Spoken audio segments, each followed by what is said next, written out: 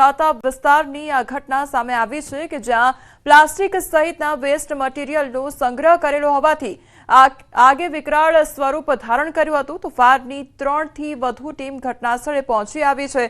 આગ પર પાણીનો મારો ચલાવી કાબુ મેળવવાના પ્રયાસ હાથ ધરવામાં આવ્યા છે। કોઈ ઈજા કે જાનહાનિ નહીં। આગ લાગવાનું કારણ હજી સુધી અકબંધ છે।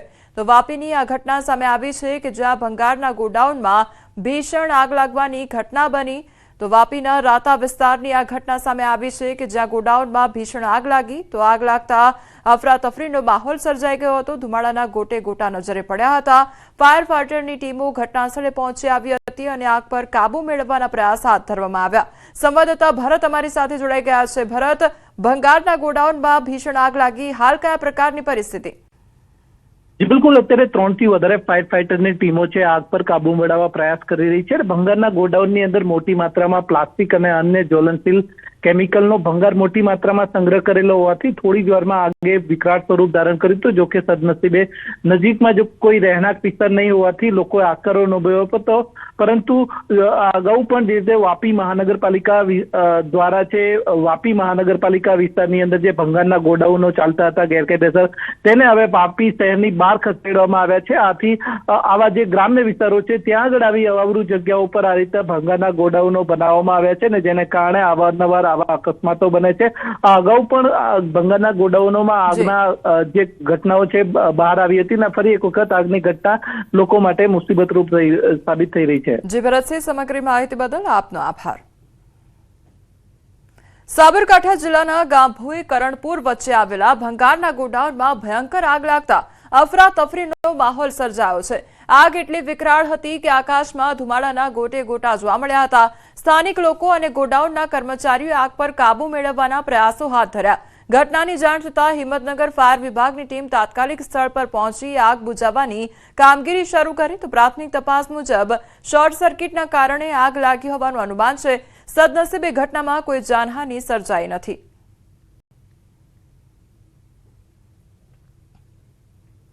પાણીપુરીના શોખીનો માટે ચોંકાવનારો કિસ્સો સામે આવ્યો છે। અમદાવાદમાં એક મહિલા ગ્રાહકનો મોટો દાવો સામે આવ્યો છે।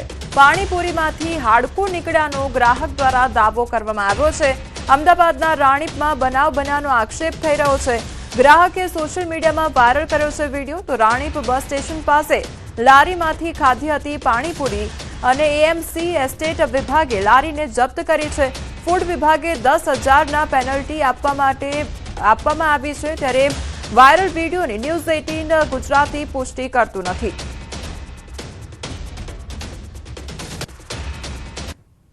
તો અમદાવાદની આ ઘટના સામે આવી છે કે જ્યાં પાણીપુરીમાંથી હાડકું નીકળ્યું હોય તે પ્રકારનો મહિલા દ્વારા દાવો કરવામાં આવ્યો છે। તે અંગેનો હાલ વિડીયો પણ વાયરલ થઈ રહ્યો છે। આ મહિલા ગ્રાહક દ્વારા દાવો કરવામાં આવ્યો છે। રાણીપ વિસ્તારની આ ઘટના સામે આવી છે કે જ્યાં પાણીપુરીની લારી આવેલી છે, તે પાણીપુરીમાંથી હાડકું નીકળ્યું હોય તે પ્રકારનો આ વિડીયો વાયરલ થઈ રહ્યો છે। તો એમસી એસ્ટેટ વિભાગ દ્વારા જે લારી છે તેને જપ્ત કરવામાં આવી છે।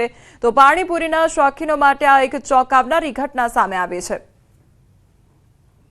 અમે અહીંયા પકોડી ખાવા આવ્યા હતા, સમથિંગ 6:30 વાગ્યા જેવું। અમે પહેલી પકોડી ખાધી તો મારા મગની પકોડીમાંથી વાળ નીકળ્યો, તો અમે જવા દીધું કે ચાલો જવા દઈએ, ધંધો નથી બગાડવો। એ જ અમારી પહેલી ભૂલ। પછી છેલ્લી પકોડીમાંથી મારી પકોડીમાંથી આ હાડકું નીકળ્યું છે। જ્યારે અમે એમને કીધું તો એમને અમને એવું કીધું કે આ લાકડું છે। એના પછી અમે અમારી જોડે આવેલા પકોડી ખાનારા બીજા 4 લોકોને બતાવ્યું, તો એમણે બી કીધું કે આ હાડકું છે। એના પછી જ્યારે અમે એમને કીધું તો એમણે એવું કીધું કે ના લાકડું છે, અમે તમને કાપીને બતાવીએ। આ હાડકું જ્યારે એમણે કાપ્યું તો કપાયું નહીં, એમને ખબર પડી કે આ હાડકું જ છે। તો પછી અમને એવું કહે છે કે અમને માફ કરી દો, અમારાથી ભૂલ થઈ ગઈ, હાડકું ઉડીને આવ્યું હશે પકોડીમાં। ધૂળ માટી ના ઉડે પણ હાડકું ઉડીને પકોડીમાં આવે। મારી લાઈફના 22 વર્ષમાં અમે કોઈ નોનવેજ નથી ખાધું અને આ વસ્તુ અચાનક આ વસ્તુ થાય તો આનું જવાબદાર કોણ? કે જે પાણીપુરીની લારીવાળા છે એની બેદરકારી ચોક્કસ છે। સો એ બદલ શરૂઆતમાં એક તબક્કે વાળ મળ્યો અને પછી લાકડું મળ્યું, એ પ્રકારની ઘટના બની। તો એ ઈસમની જે પાણીપુરીની લારી છે હાલ જપ્ત કરવામાં આવી છે એસ્ટેટ વિભાગ દ્વારા અને કોર્પોરેશન દ્વારા એની પર દંડનીય કાર્યવાહી પણ કરવામાં આવી છે। જામનગર નજીક મોટી ખાવડીમાં બનેલી એક ઘટનાએ ઈંધણ પરિવહન વ્યવસ્થાને લઈને ચિંતા વધારી દીધી છે। મળતી માહિતી પ્રમાણે કેટલાક અસામાજિક તત્વોએ ગેરકાયદેસર મંડળી રચીને દેશના અલગ અલગ વિસ્તારમાંથી ઈંધણ ભરવા આવતા અંદાજે 100 થી વધુ ટેન્કરને અવરોધવાનો પ્રયાસ કર્યો છે। ટેન્કર સળગાવી દેવાની ધમકીઓ આપી ભય ઊભો કરવાનો પ્રયાસ પણ કરવામાં આવ્યો। એટલું જ નહીં, ટેન્કર ચાલક પાસેથી મહત્વના દસ્તાવેજો પણ આંચકી લઈ ફાડી નાખ્યાની ફરિયાદ બાદ પોલીસે કાર્યવાહી શરૂ કરી છે। કારણ કે આ પ્રકારના કૃત્ય ન માત્ર કાયદો વ્યવસ્થાનો પ્રશ્ન છે, પરંતુ દેશના ઈંધણ પુરવઠા માટે પણ પડકાર બની રહ્યા છે। વિતરણ કંપનીના અધિકારીની ફરિયાદના આધારે 3 આરોપીઓ વિરુદ્ધ કાર્યવાહી શરૂ કરવામાં આવી છે। જો કે કાર્યવાહી ઉપરાંત આ પ્રકરણના મૂળ સુધી પહોંચીને આ પ્રકારના સંગઠિત દબાણકારક તત્વોને કાયદેસર રીતે કાબૂમાં લેવાની જરૂરિયાત ઊભી થઈ છે। કારણ કે દેશની કુલ જરૂરિયાતનો અંદાજે 35% હિસ્સો આ વિસ્તારમાંથી પૂરો પાડવામાં આવે છે। કેટલાક અસામાજિક તત્વો સંકટની આ સ્થિતિમાં ઈંધણના પુરવઠાની ચેન તોડીને માહોલ બગાડવા માટે પ્રયાસ કરી રહ્યા છે, જે દેશ વિરોધી કૃત્ય ગણવામાં આવી રહ્યું છે। તો 3 આરોપીઓ વિરુદ્ધ કાયદેસરની કાર્યવાહી હાથ ધરવામાં આવી રહી છે, કારણ કે જે ઈંધણ પુરવઠો હતો તે ખોરવવા માટેના પ્રયાસો હાથ ધરવામાં આવી રહ્યા હોય આ 3 આરોપીઓ દ્વારા તે પ્રકારની આ ઘટના સામે આવી છે।